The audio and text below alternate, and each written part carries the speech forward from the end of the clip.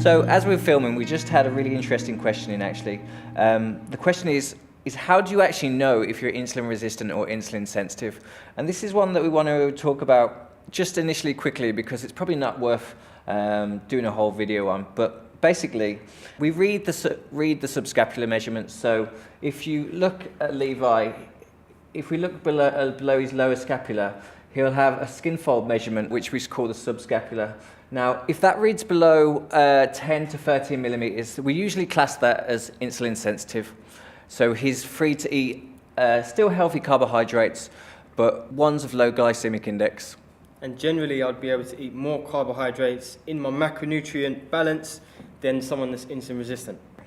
So what the deal is, if you aren't insulin sensitive and you are insulin resistant, you've got to make up for years and years of insulin overexposure. So we always advise keep carbs down to absolute minimum, keep your carbohydrates coming from vegetable sources. Definitely. And probably still avoid grains, avoid rice. Especially simple sugars as well. And one of the main things that a lot of clients say to me is, I have oats on their own for breakfast, I have blueberries and yogurt for breakfast, I have all of these really simple sugars, not the oats obviously, but really simple sugars and all of these breakfast cereals.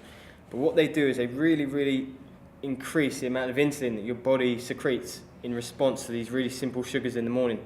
So what that does is that leads to your mid-morning crash. And for somebody that I suppose is insulin resistant, a bigger secretion of insulin is ideal, but what you don't want to do is give your body that big amount of sugar in the morning. It's so undesirable. I think that wraps about everything up. Hopefully we may cover this further in a future video, but for now, I hope that answers your question.